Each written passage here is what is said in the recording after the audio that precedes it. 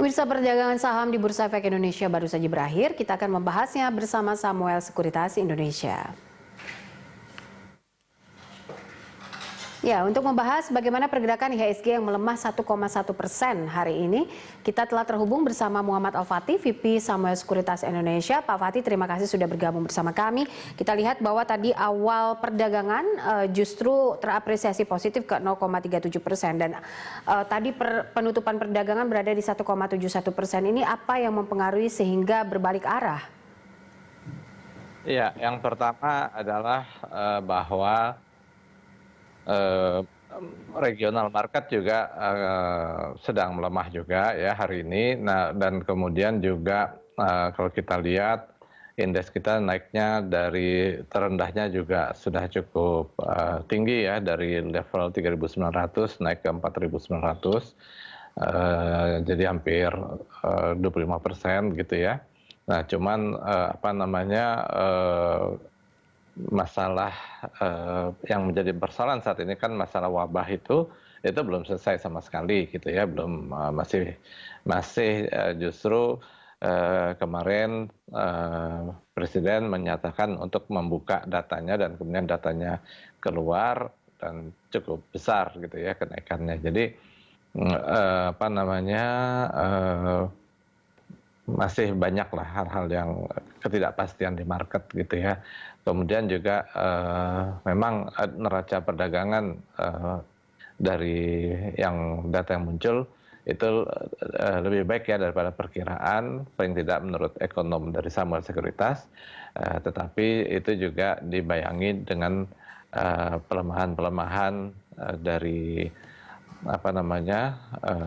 ekspor kita, diuntungkan oleh harga minyak dunia yang turun banyak gitu ya. Baik, kita lihat bahwa apa yang diprediksi oleh IMF ini tidak cukup mengembirakan Pak Fatih dan berkontraksi tajam soal ekonomi dunia yang katanya bisa turun hingga 3%. Sejauh mana ini akhirnya mempengaruhi bursa regional Asia dan juga Amerika saat ini? Ya, sebenarnya perkiraan perkiraan buruk ini sudah memang sudah muncul ya sejak wabah ini mulai membesar, karena banyak kegiatan-kegiatan yang terpaksa dihentikan, kegiatan ekonomi, dan itu tentu sangat mempengaruhi pertumbuhan. Dan kalau kita lihat lamanya atau keputusan yang akhirnya diambil dengan PSBB ini kan perlu waktu ya, diskusi, bahkan secara publik kita bisa membaca dan mendengarnya. Itu tidak lain karena memang kekhawatiran-kekhawatiran terhadap pengaruhnya terhadap ekonomi kita gitu ya. Jadi ini memang pilihan yang tidak mudah ya, dan efeknya memang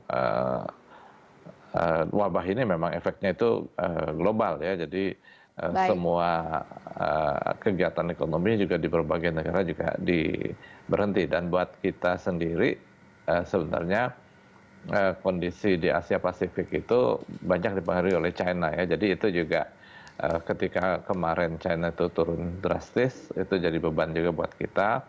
Tapi mudah-mudahan ketika China ini sudah mulai aktif lagi ekonominya, ke depannya bisa mendukung juga kita ya, meskipun tadi ya banyak yang memperkirakan bahwa pertumbuhan kita akan kecil gitu ya untuk tahun ini. Oke, baik. Pak Fatih, terima kasih untuk informasinya. Muhammad Al-Fatih, VP Samuel Sekuritas.